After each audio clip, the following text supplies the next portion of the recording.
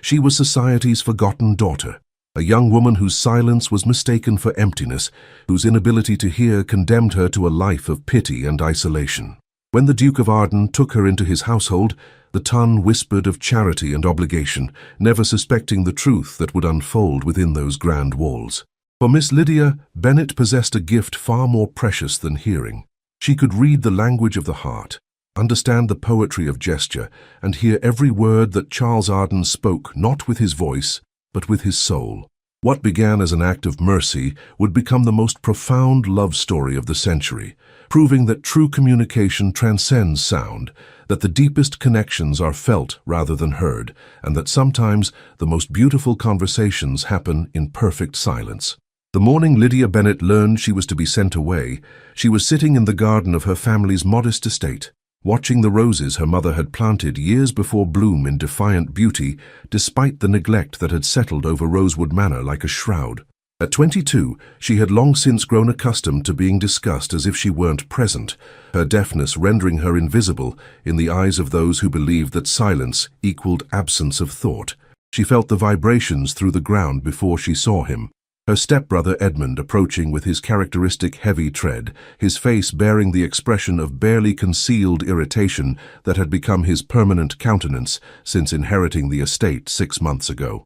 Behind him walked his wife Margaret, whose thin lips and calculating eyes had never shown Lydia anything but cold disdain. Lydia didn't need to hear their words to understand their intent. She had become expert at reading the subtle language of facial expressions, the telling gestures that revealed far more than spoken words ever could. Edmund's clenched jaw, Margaret's satisfied smirk, the way they both avoided meeting her eyes, it all painted a picture as clear as any verbal explanation. They wanted her gone. Edmund's lips moved in what she recognized as her name, followed by sharp, clipped words that made his wife nod approvingly. Lydia had taught herself to read lips years ago, a skill that had proven both blessing and curse, allowing her to understand conversations she was never meant to witness. Burden on the household, she caught from Margaret's precisely formed words. Charitable institution, proper place for someone like her. Someone like her. The phrase had followed Lydia throughout her life, spoken by relatives, neighbors, and strangers alike. Someone who couldn't hear was someone who couldn't truly participate in society, couldn't fulfill the expected roles of daughter, sister, or wife. She was an object of pity at best, an inconvenience at worst. Lydia rose from her seat on the stone bench, smoothing her simple blue dress with hands that trembled only slightly. She had known this day would come eventually. Edmund had made no secret of his resentment at being saddled with a deaf half-sister, and Margaret had been pushing for Lydia's removal since the day she'd arrived as the new mistress of Rosewood Manor. Edmund gestured impatiently for her to follow them back to the house, his expression making it clear that this was not a request but a command. As they walked across the overgrown lawn, Lydia found herself memorizing every detail of the home where she had spent the past 15 years. The ivy-covered walls, the crooked shutters that her father had always meant to repair. The kitchen garden where she had learned to find peace in the simple act of nurturing growing things.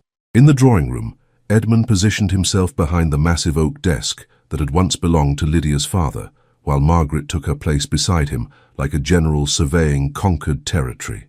Lydia remained standing, her hands clasped before her, waiting for the verdict she already knew was coming. Edmund's lips moved in careful, exaggerated syllables, the way people often spoke when they assumed deafness meant stupidity. Lydia, we have made arrangements for you. She nodded to show she understood, though the condescending manner of his speech made her want to demonstrate just how clearly she could comprehend normal conversation when people bothered to face her properly. The Duke of Arden, Edmund continued, his pronunciation becoming more natural as he forgot to perform his charity, has agreed to take you into his household. You will serve as a companion to his ward, a young girl who requires special attention. Lydia's heart sank. A companion position was barely a step above servitude, a polite way of providing charity while extracting useful work in return. She would be neither family nor servant, but something in between, a creature of ambiguous status dependent entirely on the kindness of strangers. Margaret leaned forward, her pale eyes glittering with satisfaction. His Grace is known for his philanthropic endeavors. He has taken in several unfortunate souls over the years. You should be grateful for his generosity. Grateful, another word that had haunted Lydia's existence. She was expected to be grateful for every scrap of kindness, every moment of tolerance, every acknowledgement of her humanity. The weight of perpetual gratitude was exhausting, but she had learned long ago that showing anything else, anger, frustration, independence, only made her situation worse. "When?" she asked, her voice carrying the slight distortion that marked her as different even when she chose to speak. She had been told countless times that her speech was unnatural, another mark of her inadequacy. "Tomorrow," Edmund replied, his relief evident even without sound. "The Duke's carriage will arrive at noon. Mrs. Hartwell will help you pack your belongings." Belongings? Lydia almost smiled at the generosity of the term. Her possessions could fit easily into a single trunk. A few dresses, some books, her mother's jewelry, and the sketching materials that had become her primary means of expression and escape. That evening, as she folded her meager wardrobe into the battered leather trunk that had belonged to her father, Lydia tried to imagine what awaited her at Arden House. She knew little about the Duke beyond his reputation as a reclusive scholar who rarely appeared in society. Some whispered that he was eccentric, others that he was simply shy. A few suggested darker reasons for his withdrawal from the social world, but Lydia had learned to distrust gossip, especially when it came from those who had never experienced being the subject of whispered speculation themselves. What she did know was that the Duke was unmarried, which made his decision to take in a deaf woman as a companion for his ward either remarkably progressive or deeply suspect. She hoped for the former, while preparing herself for the latter. The next morning dawned grey and drizzling, as if the very heavens were weeping for her departure. Lydia stood at her bedroom window, watching the rain streak down the glass and wondering if she would ever see Rosewood Manor again. Despite everything, it was the only home she had ever known, the place where her parents had loved her unconditionally, and where she had learned that silence could be its own form of communication. At precisely noon, the most magnificent carriage she had ever seen rolled up the circular drive. It was black and gold, with the ducal crest emblazoned on the doors, pulled by 4 perfectly matched horses that spoke of wealth beyond her imagination. A liveried footman descended to collect her trunk, while a stern-looking woman in dark travelling clothes emerged to escort her. "Miss Bennet?" the woman asked, her lips forming the words with careful precision when she noticed Lydia's focused attention on her face. "I am Mrs. Crawford, housekeeper at Arden House. His Grace has sent me to accompany you on your journey." Lydia nodded, grateful that the woman had instinctively understood the need to face her when speaking. It was a small kindness, but one that suggested the Duke's household might be more understanding than most. As the carriage pulled away from Rosewood Manor, Lydia pressed her face to the window and watched her childhood home disappear behind a veil of rain and mist. She was leaving behind everything familiar, everything safe, for an uncertain future in the household of a man she had never met.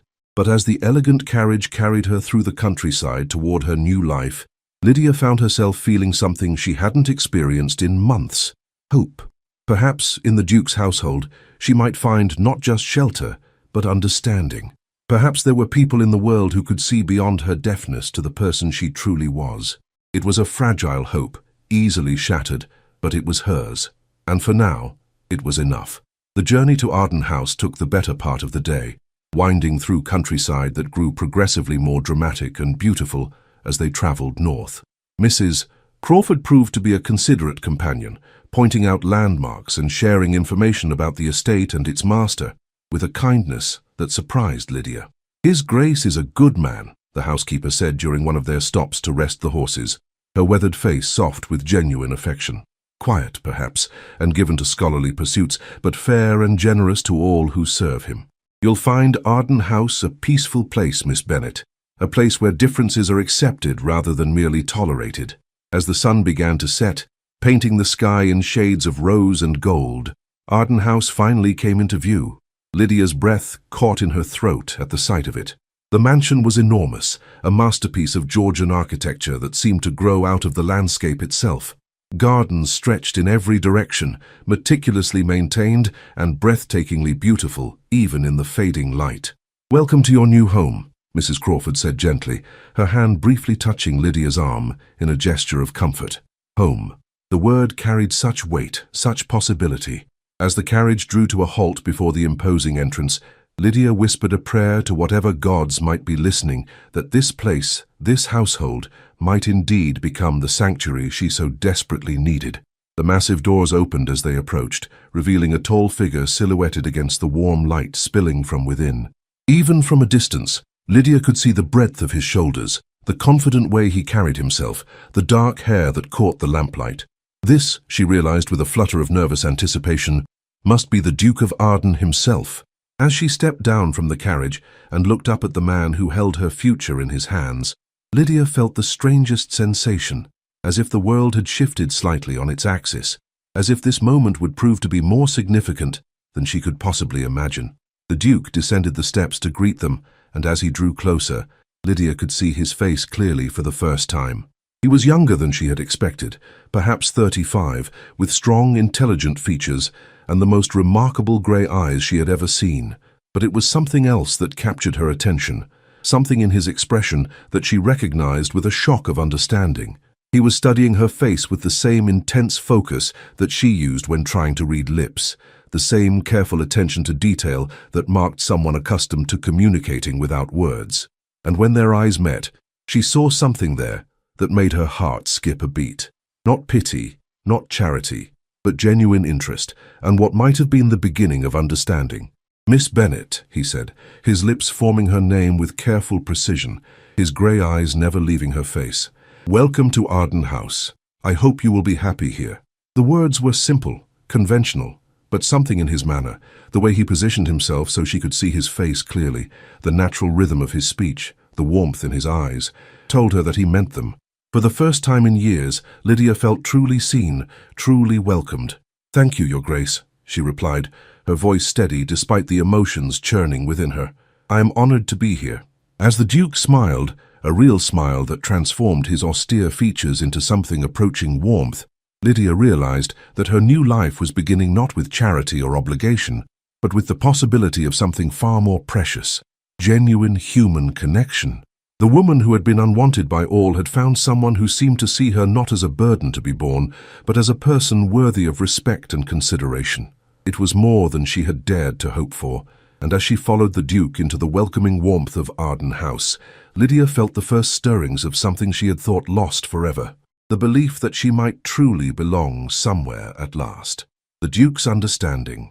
Charles Arden, 8th Duke of Arden, stood in his study that evening, staring out at the moonlit gardens while reflecting on the remarkable young woman who had arrived at his doorstep that afternoon. Miss Lydia Bennet was not at all what he had expected when her stepbrother had written requesting his assistance. Edmund Bennet's letter had painted a picture of a pitiable creature, a burden that needed to be shifted from one household to another out of Christian duty. Charles had agreed to take her in partly out of genuine compassion, but mostly because he understood what it meant to be different, to be misunderstood by a society that valued conformity above all else. What he hadn't expected was the intelligence that shone in Miss Bennet's green eyes, the quiet dignity with which she carried herself, or the way she seemed to truly see him when they were introduced. Most people looked at him with a mixture of deference and calculation, seeing only his title and wealth. But Miss Bennet had looked at him as if she were trying to understand the man beneath the ducal facade. Charles knew something about the challenges of communication that others couldn't fathom. While he was not deaf, he had struggled with a severe stutter since childhood, a condition that had made him the target of cruel mockery and had driven him to seek solace in books and solitude. He had learned to speak carefully, to think before forming each word, and to find other ways of expressing himself when speech failed him entirely. Perhaps that was why he had felt such an immediate kinship with Miss Bennet. He recognized in her the same careful attention to facial expressions, the same reliance on visual cues that he had developed during the worst periods of his speech difficulties. She was not broken or incomplete, as society would have her believe. She was simply someone who had learned to navigate the world differently. A soft knock at his study door interrupted his thoughts. "Enter," he called, grateful that his voice remained steady. Mrs. Crawford appeared in the doorway, her expression warm with the affection of someone who had known him since childhood. "Your Grace, I've settled Miss Bennet in the blue room, as you requested. She seems like a lovely young woman, if I may say so." "You may indeed," Charles replied, turning from the window. "What are your impressions of her?" "Intelligent, well-mannered, and far more resilient than her circumstances might suggest," Mrs. Crawford said without hesitation. She thanked me for every kindness, but not in the desperate way of someone who expects to be turned out at any moment. There's strength in her, Your Grace. Quiet strength, but strength nonetheless. Charles nodded, pleased that his instincts had been correct. And young Isabella? How did she react to the news of her new companion? Mrs. Crawford's expression grew more complex. She's curious, naturally, but also somewhat apprehensive. The child has had so many governesses and companions come and go that she's learned not to become too attached too quickly. Charles felt a familiar pang of guilt at the reminder of his ward's difficult past. Isabella Fairfax had come to him 3 years ago after the death of her parents, his dear friends who had named him guardian in their will. At 8 years old, she had been a traumatized, nearly mute child who flinched at sudden movements and seemed to expect abandonment at every turn. Perhaps Miss Bennet's unique perspective will be exactly what Isabella needs, Charles mused. Someone who understands what it means to be different, to be misunderstood. I believe you may be right, Your Grace. There's something about Miss Bennet that suggests she's accustomed to seeing beyond surface appearances. After Mrs. Crawford departed, Charles remained in his study for another hour, reading but finding his attention wandering repeatedly to thoughts of his new houseguest. There had been something in her eyes during their brief introduction, a flicker of recognition that suggested she had seen something in him that others missed. The next morning, Charles made his way to the breakfast room earlier than usual, hoping to encounter Miss Bennet and begin the delicate process of integrating her into the household. He found her already there, seated at the small table by the window with a cup of tea and a piece of toast. Her attention focused on a leather-bound journal in which she was writing with quick, graceful strokes. She looked up as he entered, and Charles was struck again by the intelligence in her green eyes. She was prettier than he had initially realized, with auburn hair that caught the morning light and delicate features that spoke of gentle breeding. But it was her expression that captivated him, alert, interested, completely present in a way that most people never achieved. "Good morning, Miss Bennet," he said, positioning himself so she could see his face clearly. "I trust you slept well." "Very well, thank you, Your Grace," she replied, her voice carrying that slight distortion that marked her as different. "Your housekeeper has been extraordinarily kind." Charles took his seat across from her, noting the way she angled her chair slightly to maintain visual contact. "Mrs. Crawford has been with our family for 20 years. She has an excellent judge of character." "Then I am doubly honored by her kindness," Lydia said, with a small smile that transformed her entire face. "May I ask what you're writing?" Charles inquired, gesturing toward the journal. Lydia's cheeks colored slightly, but she didn't close the book. "Observations, mostly.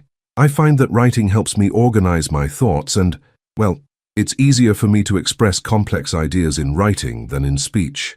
"I understand that completely," Charles said, and something in his tone made her look at him more sharply. "I have always found the written word more reliable than the spoken one. Words on paper don't stumble or fail at crucial moments." There was a moment of perfect understanding between them, a recognition of shared experience that needed no explanation. Lydia's eyes widened slightly, and Charles realized that she had heard something in his carefully controlled speech that others missed. The echo of old struggles, the hard-won victory over a tongue that had once betrayed him at every turn. "Your Grace," she said softly, "might I ask about Isabella? I understand I am to serve as her companion, but I would like to know more about her particular needs." Charles appreciated both her directness and her obvious concern for the child's welfare. "Isabella is complicated. She lost her parents in a carriage accident 3 years ago and has been with me ever since. She's intelligent and sweet-natured, but she struggles with trust and has difficulty expressing her emotions. Has she had many companions before me?" "Too many," Charles admitted with a sigh. "Most found her either too challenging or too withdrawn. They expected a normal, chattering child and were unprepared for someone who communicates more through actions than words." "I see," Lydia said thoughtfully. "And where is Isabella now?" "In the schoolroom, I believe. Would you like me to introduce you properly?" "If you think it best, though perhaps, might I observe her first, before she knows I'm watching? I find that children are most themselves when they believe they're unobserved." Charles was impressed by her insight. "That's remarkably perceptive of you." "Yes, I think that would be an excellent approach." They made their way through the house to the schoolroom wing, Charles pointing out various rooms and features along the way. He noticed that Lydia absorbed everything with the focused attention of someone accustomed to gathering information through visual cues rather than casual conversation. The schoolroom was located on the second floor, with large windows that provided excellent light for reading and drawing. Through the partially open door, they could see Isabella seated at a small desk, her dark head bent over what appeared to be a watercolor painting.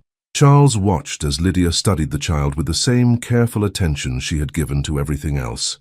Isabella was small for her 11 years, with the delicate features she had inherited from her mother and the serious expression that had become her default since the tragedy. She worked with intense concentration, her brush moving in careful, deliberate strokes. "She's painting flowers," Lydia observed quietly, her voice barely above a whisper. "She often does. The gardens here remind her of her mother's love of gardening. Look at the way she holds her brush," Lydia continued. "See how she pauses between each stroke? She's not just painting what she sees, she's painting what she remembers, what she feels." Charles looked more closely and realized that Lydia was right. Isabella's painting technique was emotional rather than merely observational, each careful stroke a form of communication that words couldn't capture. "She's trying to preserve something," Lydia said with sudden understanding. "The flowers aren't just flowers, they're memories of her mother, pieces of love that she's afraid of losing." The insight was so profound, so immediately accurate, that Charles felt his breath catch.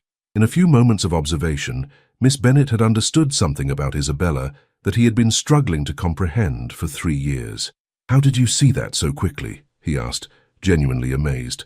Lydia turned to look at him, her green eyes serious. "When you can't hear the words people speak, you learn to listen to everything else. You watch the way they move, the rhythm of their breathing, the stories their hands tell when they think no one is paying attention. Isabella's hands are telling a story of love and loss and the desperate need to hold on to something beautiful." Charles felt something shift inside his chest, a recognition that went deeper than mere appreciation for her perceptiveness. This woman understood things that others missed, saw beauty and meaning in silence and gesture that most people never noticed. "Miss Bennet," he said quietly, "I believe you may be exactly what Isabella needs. What we both need." The words carried more weight than he had intended, and he saw Lydia's eyes widen with surprise and something that might have been hope. "I would like very much to help her," she said simply. "And if I can be of service to you as well, Your Grace, I would consider it an honor."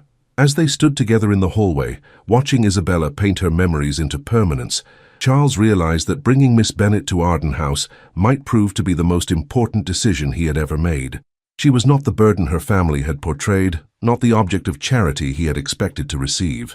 She was a gift, a woman who understood the language of silence and could teach them both that communication went far deeper than words, that connection could flourish in the spaces between sounds, and that sometimes the most profound conversations happened without a single word being spoken. The Duke, who had taken in a young lady unwanted by all, was beginning to discover that she understood every word he spoke, not with his voice, but with his heart. The language of hearts. The first weeks of Lydia's residence at Arden House passed in a careful dance of discovery and adjustment. True to Charles's prediction, Isabella had initially regarded her new companion with the wary reserve of a child who had learned not to invest too quickly in relationships that might prove temporary.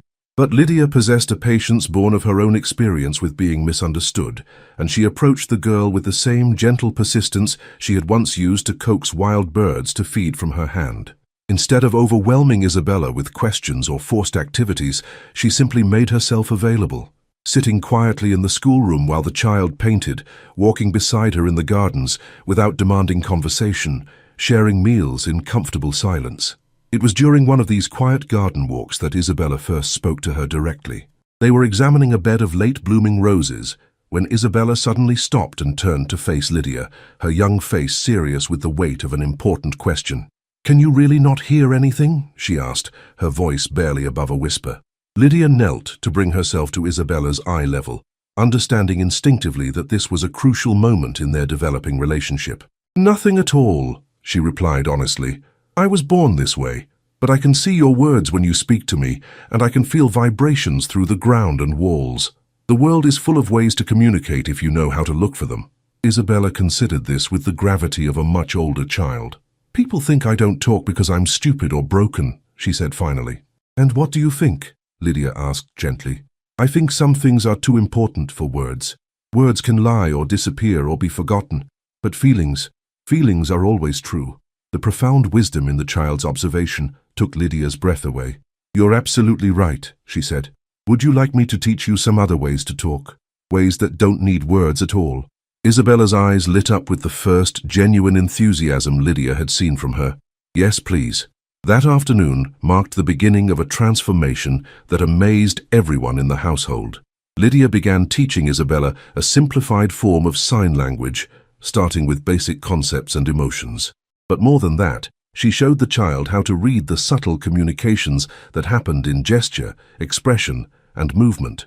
Charles often found himself pausing in doorways to watch them together, Lydia's graceful hands shaping meaning in the air, while Isabella mimicked her movements with growing confidence. The sight stirred something deep in his chest, a warmth that had nothing to do with gratitude and everything to do with the growing realization that Miss Bennet was becoming far more important to him than a mere employee. It was during one of these observations that Mrs. Crawford approached him, her expression knowing. She's working miracles with the child, the housekeeper said quietly. Indeed she is, Charles replied, unable to take his eyes off the pair in the garden. And with you as well, if I may be so bold. Charles turned to look at his long-time employee with surprise. I beg your pardon? You're different since she arrived, Your Grace. More present. You smile more, speak more freely. It's as if her way of seeing the world has reminded you that there are other ways to communicate than the careful, measured speech you've trained yourself to use. Charles felt heat rise in his cheeks as he realized the truth of her observation. In Lydia's presence, he found himself relaxing in ways he hadn't since childhood. Her acceptance of her own differences had somehow given him permission to be less guarded about his own struggles. She's remarkable, he admitted quietly. She is indeed. And unless I'm very much mistaken, she's becoming quite fond of you as well. The suggestion sent a jolt of something between hope and terror through Charles's system. The idea that Lydia might regard him as more than just her employer was both thrilling and impossible. What could a woman like her, intelligent, perceptive, beautiful in her quiet way, possibly see in a man who had spent most of his adult life hiding from the world? That evening, as had become their custom, Charles joined Lydia and Isabella for dinner in the smaller dining room. The formal dining hall felt too vast and impersonal for their little family unit, and he had discovered that he preferred the intimacy of their shared meals. Isabella regaled them with an animated account of her day, using the combination of spoken words and sign language that had become her preferred method of communication. Her hands danced through the air as she described a butterfly she had seen in the garden, and Charles found himself watching Lydia's face as she followed every gesture with obvious delight. She's becoming quite the storyteller, he observed, when Isabella paused to take a bite of her pudding. She always was, Lydia replied. She just needed someone to listen in the right way. And what about you? Charles asked, the question emerging before he could stop himself. Who listens to your stories in the right way? Lydia's green eyes met his across the table, and for a moment the air between them seemed charged with unspoken meaning. I'm still learning to tell them, she said softly. After Isabella had been tucked into bed with a story told in gestures and whispered words, Charles found himself walking with Lydia through the moonlit gardens. It had become another of their customs, these evening strolls that allowed them to talk without the formal constraints of the drawing room. May I ask you something personal? Charles said as they paused beside the fountain at the center of the rose garden. Of course. Do you ever feel angry? About your deafness, I mean. About the way people have treated you because of it? Lydia was quiet for so long that Charles wondered if he had overstepped. Then she turned to face him fully, her expression thoughtful in the moonlight. I used to, she said finally. When I was younger, I raged against the unfairness of it all. I wanted to scream at people who spoke about me as if I weren't there, who assumed that my inability to hear meant I had nothing valuable to contribute. What changed? I realized that anger was just another form of prison. As long as I was focused on what I couldn't do, what I couldn't have, I was missing all the things I could do, could have. My deafness isn't a lack, it's a difference. It's taught me to see the world in ways that others miss.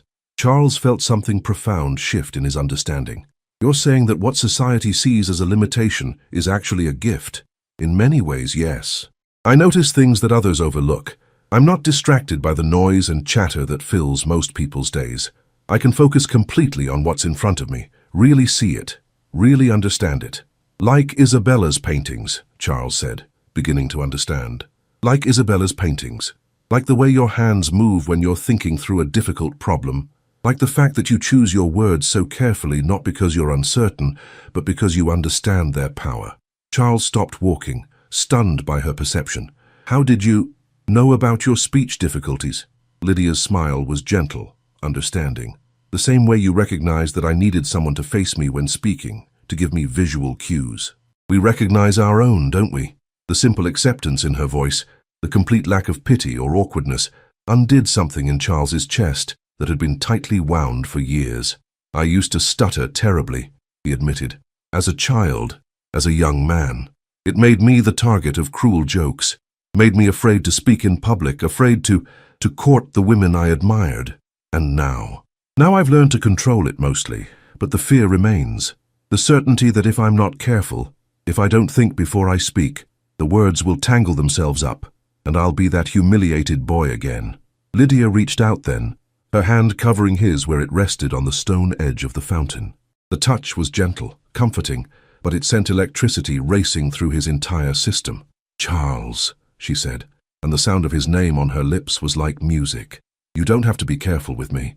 You don't have to choose your words or worry about how they sound. I'm not listening to your voice, I'm listening to your heart. The words hung in the moonlit air between them, heavy with meaning and possibility. Charles looked down at their joined hands, at the way her fingers seemed to fit perfectly against his, and realized that something fundamental had shifted in his feelings for this remarkable woman. Lydia, he said, her name feeling like a prayer on his lips. I need you to know that you've changed everything for me.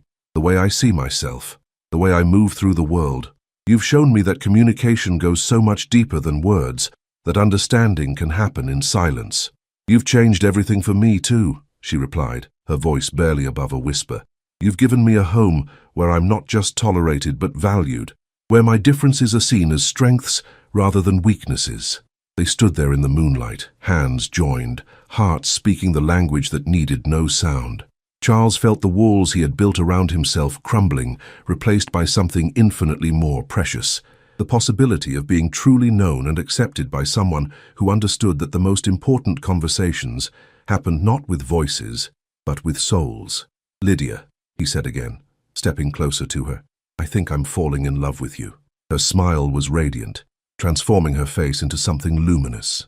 I think I fell in love with you the moment you looked at me and saw not a burden to be borne, but a person worthy of respect. When Charles leaned down to kiss her, it was with the reverence of a man who had finally found his home.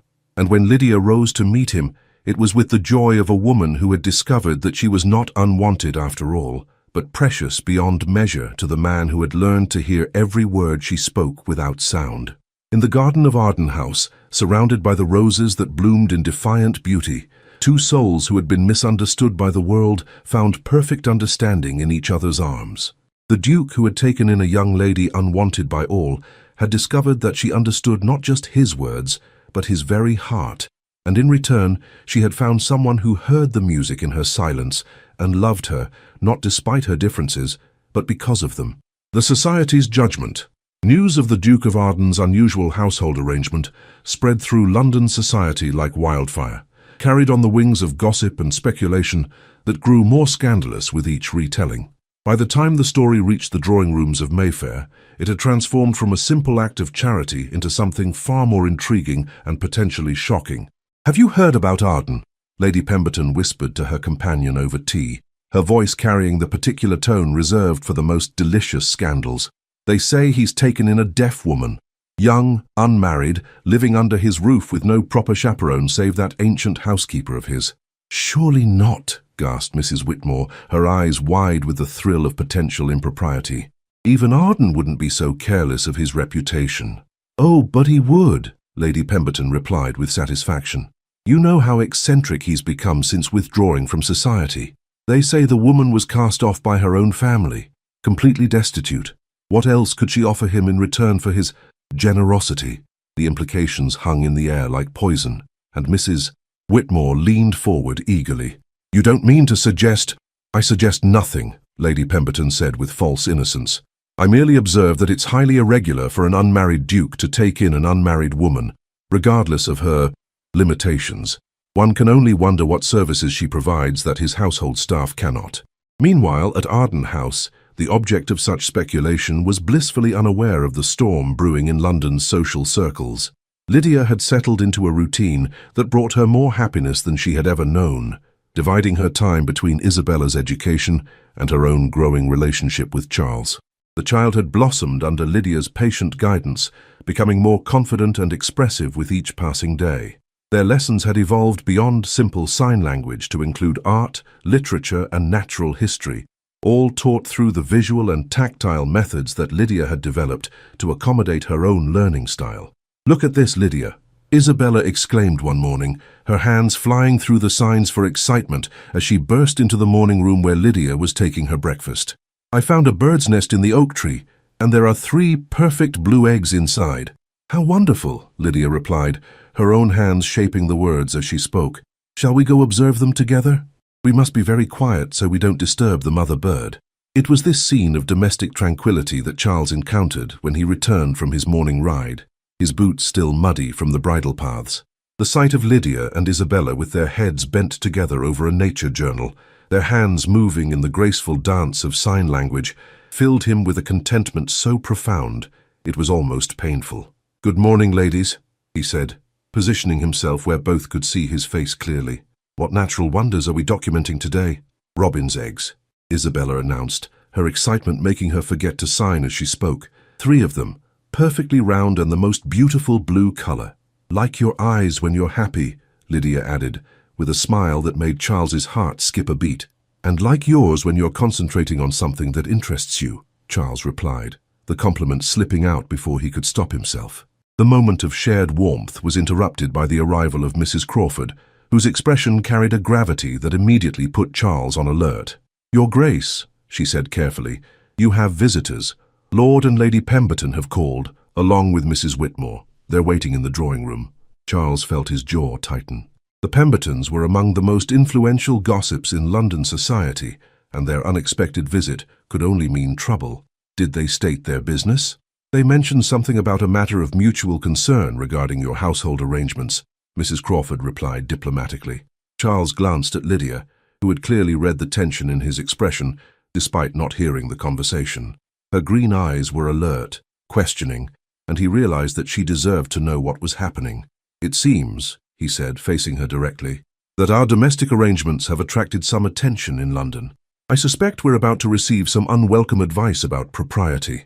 Lydia's face paled slightly, but her voice was steady when she replied, "Shall I withdraw to my room? I wouldn't want to cause you any embarrassment." "Absolutely not," Charles said firmly. "This is your home, and you have every right to be here." "If anyone should be embarrassed, it's those who would presume to judge arrangements they don't understand." "Perhaps I should take Isabella to the schoolroom," Lydia suggested diplomatically. "An excellent idea," Charles agreed. "I'll join you there once I've dealt with our guests." The drawing-room felt oppressive when Charles entered it, filled with the weight of judgment and barely concealed malice. Lord Pemberton stood with his back to the fire, his round face flushed with self-importance, while his wife and Mrs. Whitmore occupied the sofa like a tribunal of moral authority. "Arden!" Lord Pemberton boomed, his voice carrying the particular heartiness that men used when they were about to deliver unwelcome news. "Good of you to see us. We've come on a matter of some delicacy." "Indeed," Charles replied coolly, remaining standing rather than inviting them to settle in for a lengthy visit. "It's about this woman you've taken in," Lady Pemberton said, her thin lips pursed with disapproval. "This Miss Bennet. Surely you must realize how it appears to society." "I'm afraid I don't follow your meaning," Charles said, though he understood perfectly. "Come now, Arden," Lord Pemberton said with false joviality. "You're an unmarried man in your prime, and she's a young woman of no family or fortune. Living under the same roof with only servants as chaperones, well, it raises questions." "What sort of questions?" Charles asked, his voice dangerously quiet. Mrs. Whitmore leaned forward eagerly. "Questions about the nature of your arrangement, about what services she provides in exchange for your protection." The implication was clear, and Charles felt rage build in his chest like a gathering storm.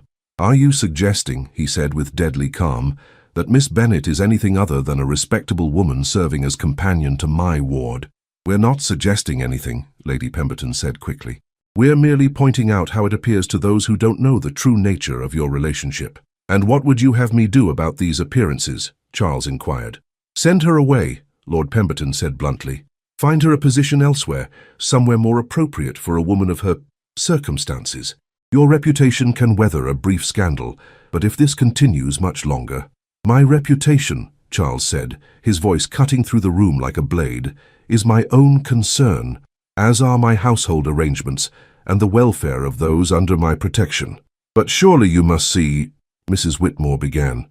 What I see, Charles interrupted, is a group of people who have nothing better to do than speculate about matters that are none of their concern. Miss Bennet is a lady of impeccable character who has brought nothing but joy and wisdom to this household. If society chooses to see something sordid in that, it says far more about society than it does about Miss Bennet or myself. Arden, be reasonable, Lord Pemberton tried again. The woman is deaf, for God's sake. What possible use could she be to you beyond— Beyond what? Charles's voice was deadly quiet now. Please, Lord Pemberton, finish your thought. What possible use could an intelligent, educated, compassionate woman be beyond the base purposes your mind immediately leaps to? The room fell silent, the three visitors suddenly realizing they had pushed too far. Charles continued, his words precise and cutting. Miss Bennet has transformed my ward from a traumatized, withdrawn child into a confident, expressive young lady. She has brought laughter and learning to a house that had known too little of both. She has shown me that communication goes far deeper than words, that understanding can flourish in silence. If you cannot see the value in that, then I pity you. Charles? Lady Pemberton tried, using his given name in a desperate attempt at familiarity. We're only trying to protect you from gossip that could damage your standing in society. My standing in society, Charles replied, is based on my title, my wealth, and my character. If society chooses to judge me for providing sanctuary to a woman in need, then perhaps it's time I reconsidered whether such a society deserves my participation. The threat was clear, and the visitors exchanged alarmed glances. A duke withdrawing from society was a serious matter, one that could affect their own social standing by association. Surely there's no need for such drastic measures, Mrs. Whitmore said nervously. Perhaps if Miss Bennet were to— that is, if her position were made more official somehow. What are you suggesting? Charles asked, though he suspected he knew. Marriage, Lady Pemberton said bluntly. If you were to marry her, it would silence all speculation and legitimize her position in your household. The suggestion hung in the air like a challenge, and Charles felt something shift in his understanding of the situation. Marriage to Lydia. The idea wasn't shocking or distasteful, quite the opposite. It was something he had been considering more and more frequently, though he had hesitated to act on his feelings. Marriage, he repeated thoughtfully. Yes, I suppose that would solve your concerns about appearances. Then you'll consider it? Lord Pemberton asked hopefully. Oh, I'll do more than consider it, Charles said, a smile beginning to play at the corners of his mouth. I'll act on it. In fact, I believe I'll propose to Miss Bennet this very day. The three visitors stared at him in shock, clearly not having expected such a decisive response. You will? Mrs. Whitmore stammered. Indeed. Thank you for bringing this matter to my attention. You've helped me realize that I've been foolishly hesitant about pursuing something I want very much. As Charles escorted his unwelcome guests to the door, he felt lighter than he had in years. Their malicious gossip had inadvertently given him the push he needed to act on feelings he had been nurturing for weeks. He found Lydia in the schoolroom with Isabella, both of them working on a watercolor painting of the robin's nest they had discovered that morning. The sight of them together, teacher and student, both focused intently on their shared project, filled him with such love that he wondered how he had ever hesitated. Lydia, he said, and something in his voice made her look up immediately. Might I speak with you privately? She glanced at Isabella, who was absorbed in mixing the perfect shade of blue for her robin's eggs. Of course. Isabella, continue with your painting. We'll be just outside. In the hallway, Charles took Lydia's hands in his, marveling at how right they felt in his grasp. The Pembertons came to warn me about gossip concerning our living arrangements, he said, without preamble. Lydia's face went pale. I see. Do you need me to leave? Quite the opposite, Charles said, his voice warm with love and certainty. I need you to stay forever. Lydia Bennet, will you do me the honor of becoming my wife? The joy that flooded her face was answer enough. but she spoke anyway, her voice trembling with emotion. "Yes, Charles, yes, with all my heart." As he kissed her there in the hallway of Arden House, Charles realized that society's judgment had given him the greatest gift of all, the courage to claim the love that had been growing between them. The Duke, who had taken in a young lady unwanted by all, was about to make her the most wanted woman in England, his Duchess, his partner, his heart's truest companion. The engagement. The announcement of the Duke of Arden's engagement to Miss Lydia Bennet sent shockwaves through London society that reverberated from the grandest ballrooms to the humblest servants' halls. What had begun as malicious gossip about improper arrangements had transformed overnight into one of the most talked-about romantic stories of the season.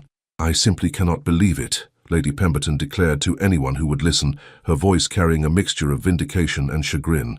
"I always suspected there was more to their arrangement than mere charity. But to actually marry her," Mrs. Whitmore added with barely concealed envy. "A deaf woman with no fortune or connections, what could she possibly offer a duke?"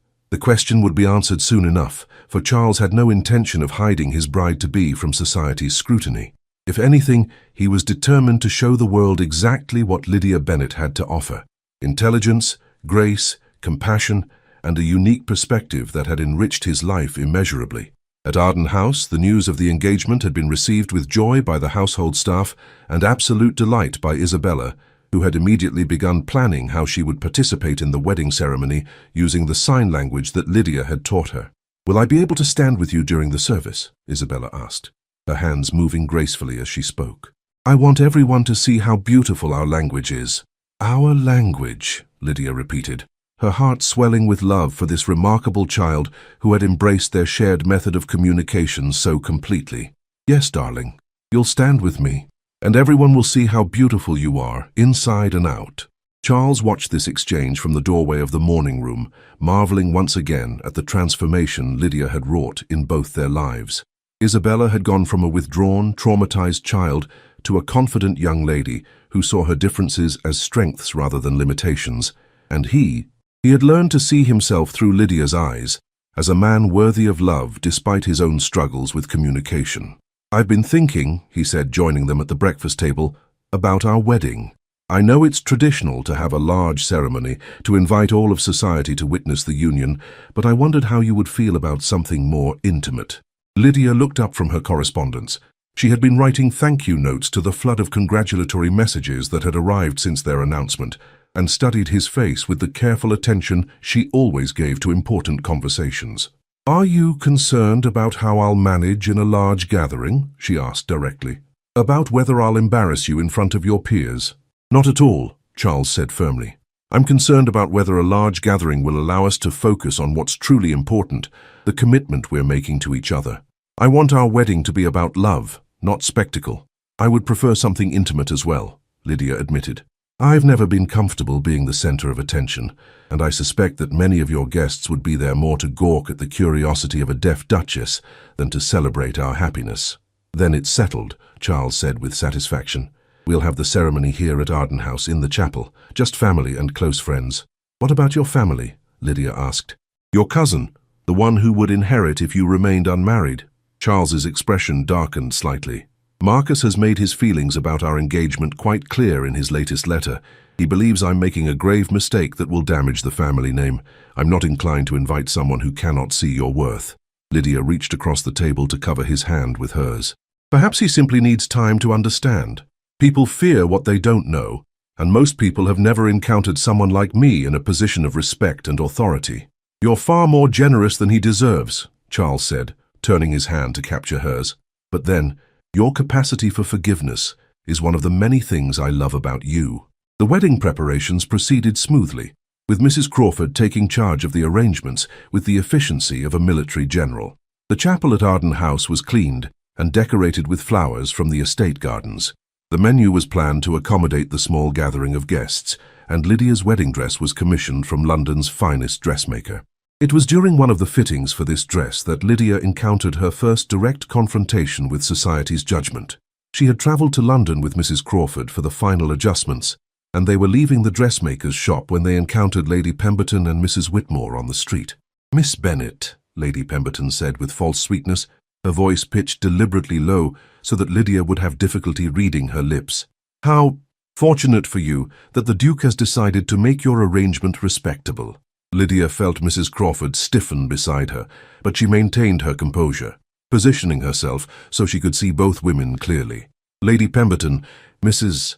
Whitmore, how kind of you to offer your congratulations. Oh, we are simply fascinated by your story, Mrs. Whitmore said with malicious curiosity.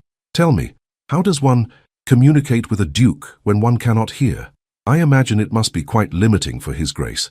The implication was clear, that Lydia was somehow inadequate as a partner, that her deafness made her a burden rather than a blessing. Mrs. Crawford stepped forward protectively, but Lydia placed a gentle hand on her arm. Communication, Mrs. Whitmore, involves far more than simply hearing words, Lydia replied with quiet dignity. His Grace and I understand each other perfectly through the language of respect, kindness, and genuine affection. Perhaps if more marriages were built on such foundations, society would be a happier place. Lady Pemberton's eyes narrowed at the subtle rebuke. How philosophical of you. But surely you must acknowledge that a duchess has certain duties, certain social obligations that require, well, normal faculties. If by normal you mean the ability to engage in meaningless gossip and cruel speculation about others, Lydia said with a smile that didn't reach her eyes, then I confess I may indeed be lacking. However, I believe the duties of a duchess involve compassion, charity, and the welfare of those less fortunate. In those areas, I feel quite capable. The two women exchanged glances, clearly unprepared for such articulate responses from someone they had dismissed as a pitiable creature.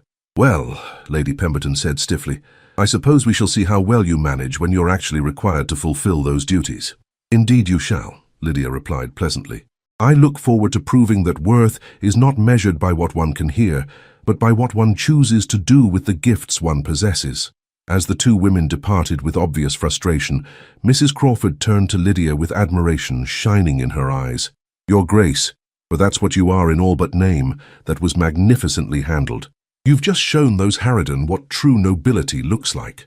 They're afraid, Lydia said thoughtfully, as they continued toward their carriage.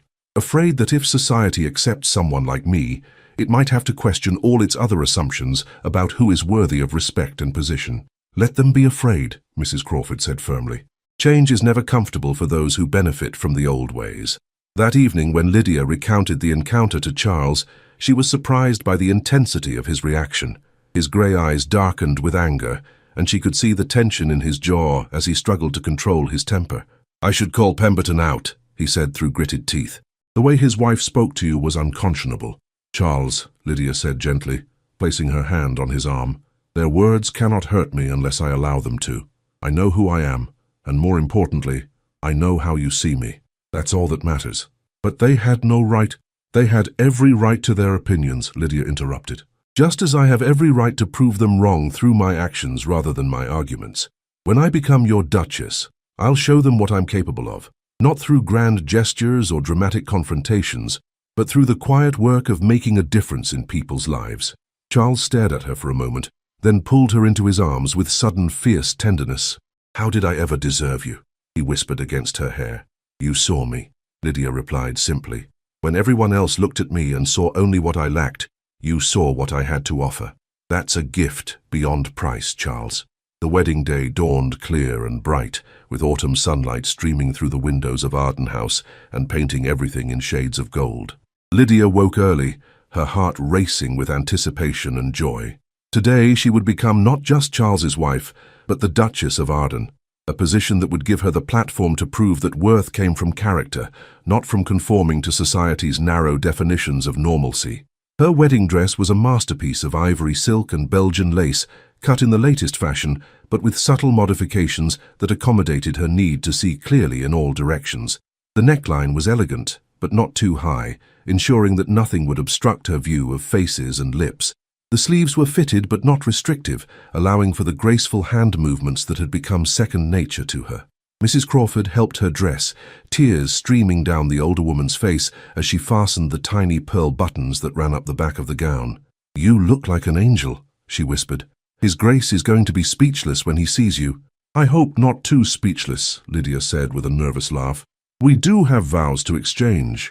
Isabella burst into the room at that moment, resplendent in her own new dress of pale blue silk. her dark hair crowned with a circlet of white roses.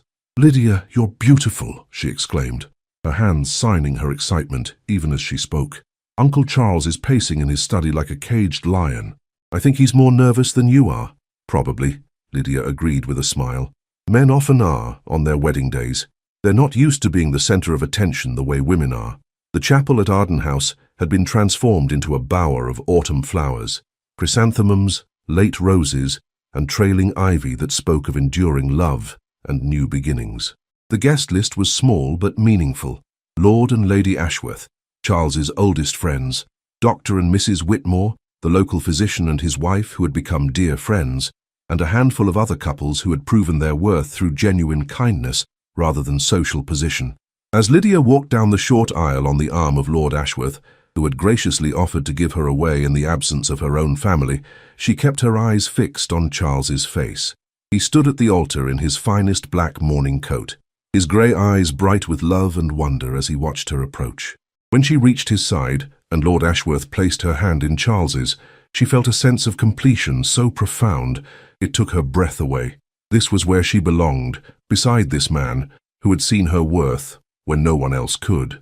The ceremony was conducted by the local vicar, a kindly man who had taken the time to learn some basic sign language so that Isabella could participate fully. As Charles and Lydia exchanged vows, Isabella stood beside them, her hands gracefully translating their words into the visual language that had become such an important part of their family's communication. "I, Charles Edward Arden," the Duke said, his voice strong and clear as he looked into Lydia's eyes, "take you, Lydia Margaret Bennet, to be my wife. I promise to love you, honor you, and cherish you for all the days of my life. I promise to listen not just to your words, but to your heart, and to speak to you always with honesty and respect." "I, Lydia Margaret Bennet," she replied, her own voice steady despite the tears streaming down her cheeks, "take you, Charles Edward Arden, to be my husband. I promise to love you, support you, and stand beside you through whatever challenges life may bring. I promise to see you always as you truly are, not as the world expects you to be, but as the good and noble man I have come to love with all my heart." When the vicar pronounced them husband and wife, and Charles leaned down to kiss her, the small congregation erupted in applause and cheers. But Lydia was aware only of the man holding her, of the love shining in his grey eyes, and of the profound sense of belonging that filled her heart to overflowing. The wedding breakfast was held in the smaller dining room, intimate and joyful, filled with laughter and genuine celebration. Lord Ashworth offered a toast that brought tears to everyone's eyes, speaking of love that transcended conventional boundaries and of the courage required to build a life based on understanding rather than assumption. "To the Duke and Duchess of Arden," he concluded, raising his glass high, "who have shown us all that the most profound connections are made not through words alone, but through the willingness to truly see and understand one another." As the afternoon wore on and the guests gradually departed, Charles and Lydia found themselves alone in the garden where they had shared so many meaningful conversations.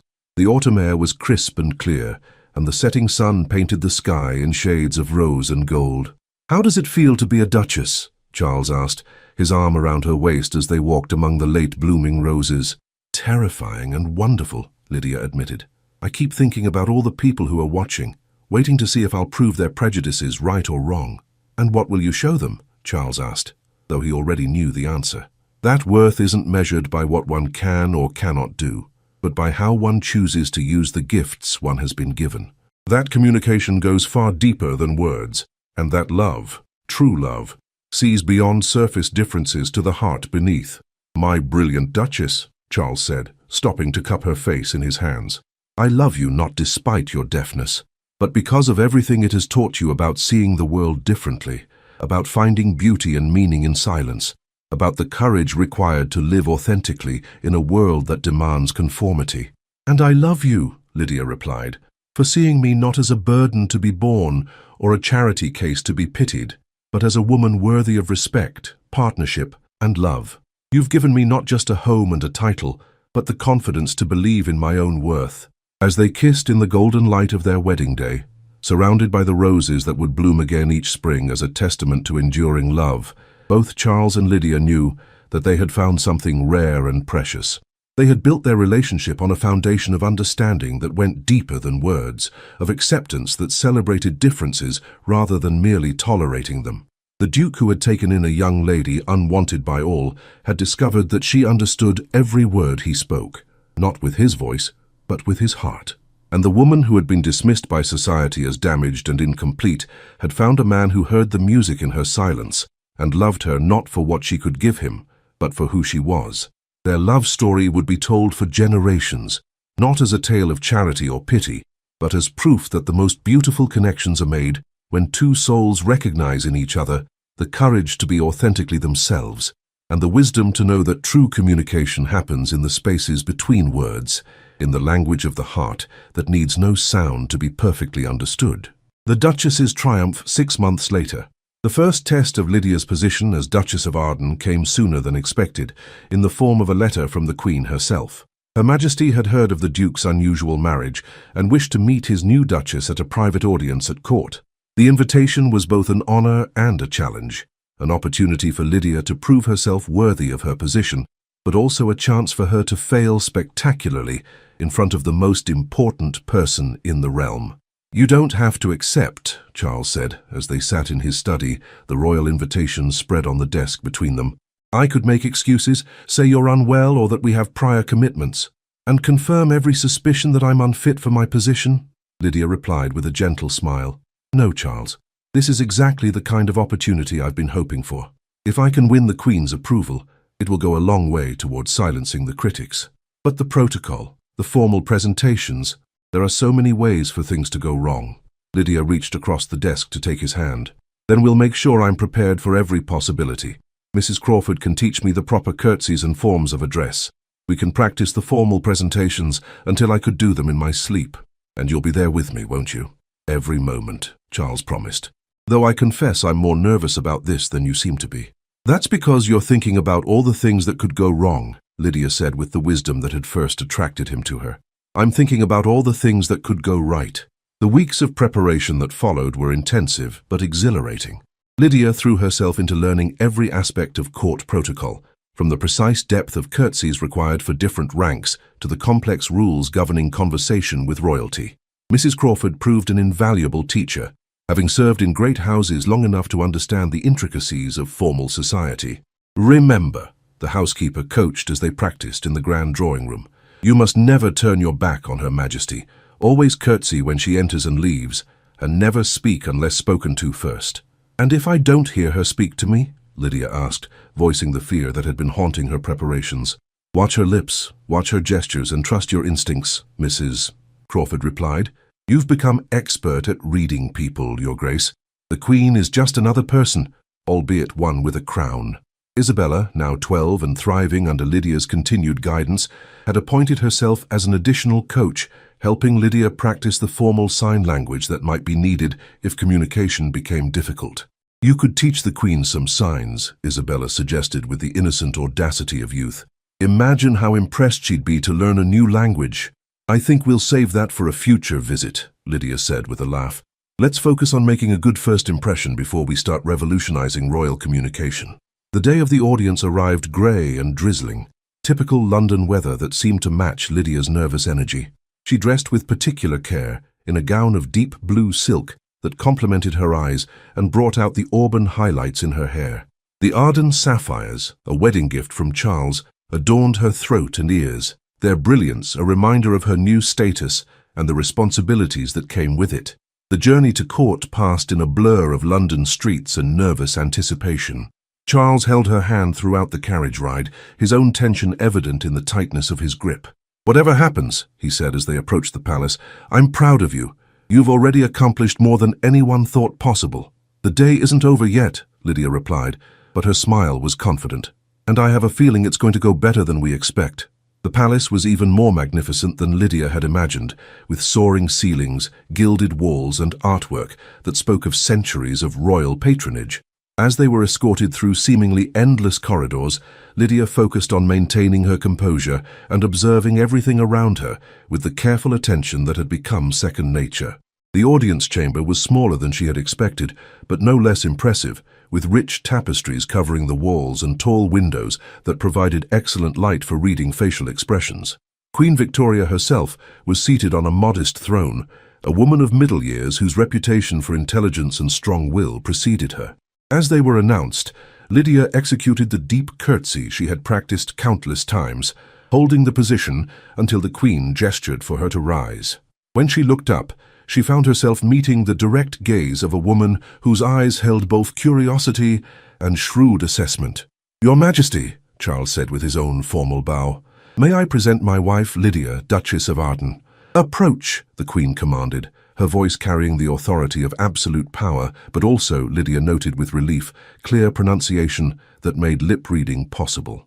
As Lydia moved closer to the throne, she was acutely aware of the courtiers watching from the sides of the room, their faces showing everything from curiosity to barely concealed skepticism. This was her moment to prove herself, to show that a deaf woman could indeed fulfill the role of Duchess with grace and dignity. "We have heard much about you, Duchess," the Queen said, her eyes studying Lydia's face with the intensity of someone accustomed to reading character quickly and accurately. "Your marriage to the Duke has been the subject of considerable discussion." "I am aware of that, Your Majesty," Lydia replied, her voice steady and clear. "I hope that my actions as Duchess will prove more interesting than the speculation about my appointment to the position." A flicker of something that might have been amusement crossed the Queen's face. "Indeed. And what actions do you intend to take?" "I hope to use my position to advocate for those who are often overlooked by society, Your Majesty. People with disabilities, children without families, women who need education and opportunity. I believe that true nobility comes from service to others, particularly those who cannot advocate for themselves." "A worthy sentiment," the Queen acknowledged. "But how does one advocate effectively when one cannot hear the very people one wishes to serve?" It was a direct challenge, but Lydia had expected it. "Your Majesty, I have learned that listening involves far more than hearing words. I watch faces, read gestures, feel the emotions that people project. Often I understand what people truly mean better than those who are distracted by the words they speak. The heart has its own language, one that transcends sound." "Demonstrate this for us," the Queen commanded, gesturing toward one of the courtiers. "Lord Pemberton, approach and tell the Duchess something without speaking aloud." Lydia's heart skipped as she recognized the man who had been one of her harshest critics. Lord Pemberton stepped forward with obvious reluctance, his face showing his discomfort with the situation. Without speaking, he mouthed the words, "You don't belong here," his expression making his disdain clear, even without sound. "Lord Pemberton believes I don't belong at court," Lydia said calmly, meeting his shocked gaze with steady composure. "He thinks my presence here diminishes the dignity of the institution. He's also afraid that if I succeed in this position, it might force society to reconsider other assumptions about who is worthy of respect and authority." The silence in the room was profound, broken only by the Queen's sharp intake of breath. Lord Pemberton's face had gone pale, his mouth opening and closing soundlessly, as he realized how completely his thoughts had been read. "Remarkable," the Queen said finally. "You saw all of that without hearing a word? Body language, facial expressions, and the context of our previous encounters," Lydia explained. "People communicate their true feelings, whether they intend to or not, Your Majesty. Those who cannot hear words often become expert at reading the more honest language of emotion and gesture."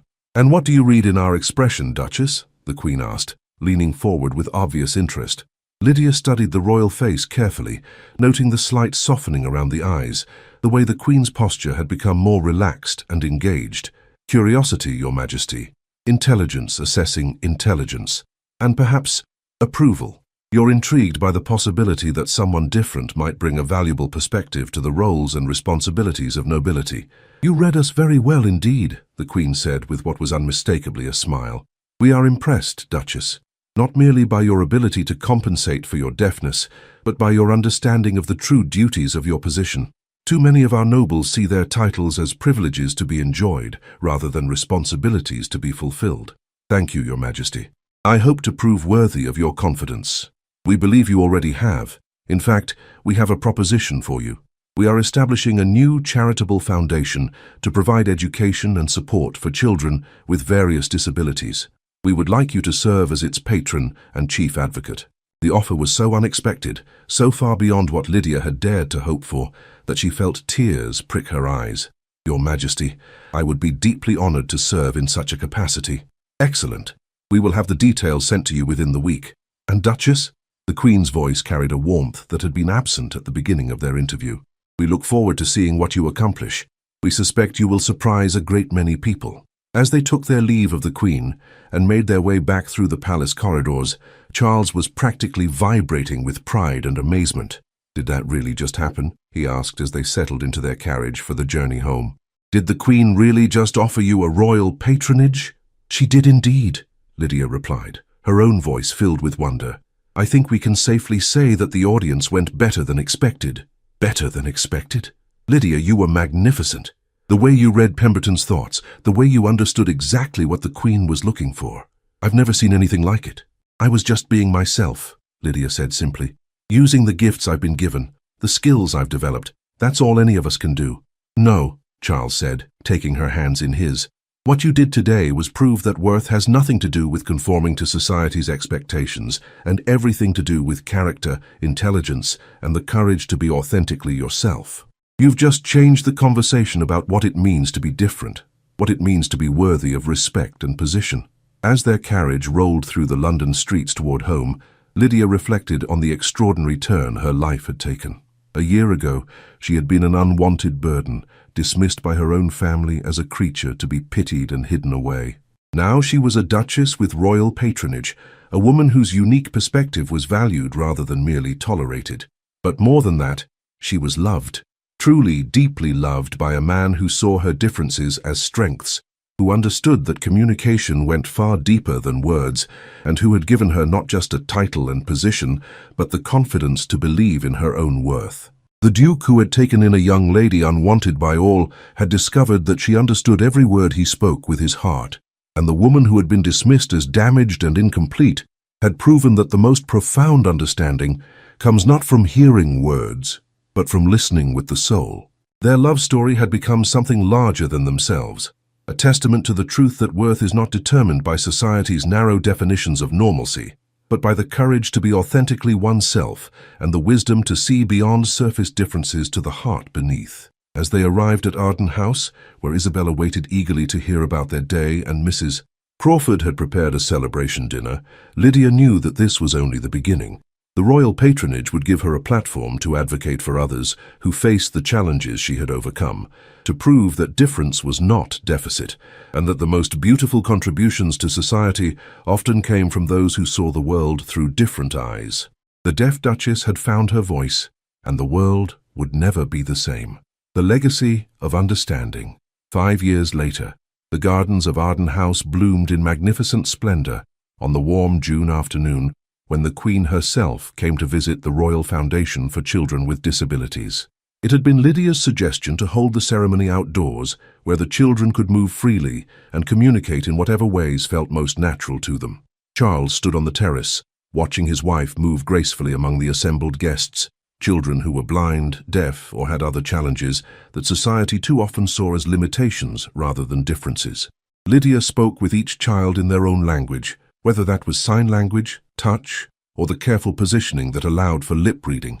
At 37, she had grown into her role as Duchess with a confidence that still took his breath away. The foundation she had built under royal patronage had become a model for similar institutions across Europe, proving that children with disabilities could thrive when given proper support and education. "She's remarkable, isn't she?" came a familiar voice beside him. Charles turned to see Lord Ashworth approaching, his own wife on his arm. "More remarkable every day," Charles agreed. "Sometimes I can hardly believe that society once saw her as a burden to be hidden away." "Society has learned a great deal from the Duchess of Arden," Lady Ashworth observed. "She's changed the way people think about disability, about worth, about what it means to contribute to the world." It was true. Lydia's work with the foundation had sparked a broader conversation about the treatment of people with disabilities throughout British society. Schools had been established, employment opportunities created, and most importantly, attitudes had begun to shift from pity to respect. "Uncle Charles, Uncle Charles!" The excited voice belonged to Isabella, now 17 and preparing for her debut into society. She hurried toward them, her hands moving in the graceful sign language that had become second nature to the entire household. "The Queen wants to speak with you and Aunt Lydia," she said, her eyes bright with excitement. "I think she has another surprise planned." Charles made his way through the crowd to where Lydia stood with Queen Victoria, both women watching a group of children perform a play they had written themselves. A story about a princess who couldn't hear, but who saved her kingdom through her ability to understand what others truly meant. "Ah, Duke," the Queen said as he approached, "we were just telling your wife about our latest idea. We believe it's time for a more formal recognition of her contributions to the realm." "Your Majesty?" Charles inquired, though he suspected he knew what was coming. "We intend to create a new order of merit, specifically recognizing those who have advanced the cause of human understanding and compassion. The Duchess will be the first recipient, of course, but we hope it will inspire others to follow her example." Lydia's face glowed with surprise and humility. "Your Majesty, I am deeply honored, but I must say that any success I've achieved has been possible only because of the support I've received. From my husband, from Isabella, from all the people who chose to see possibility rather than limitation. Precisely why you deserve this recognition," the Queen replied firmly. "You have shown that true leadership comes not from commanding others, but from inspiring them to be better than they thought possible." As the afternoon wore on and the ceremony concluded, Charles and Lydia found themselves alone in their favorite spot in the garden, the rose bower where they had shared so many meaningful conversations over the years. "Do you ever think about that first day?" Lydia asked, settling beside him on the stone bench where they had sat countless times before. "When I arrived here, so certain that I would be nothing more than a burden to be tolerated." "I think about it often," Charles replied, his arm around her waist. "I remember thinking that I was performing an act of charity, taking in someone who needed help.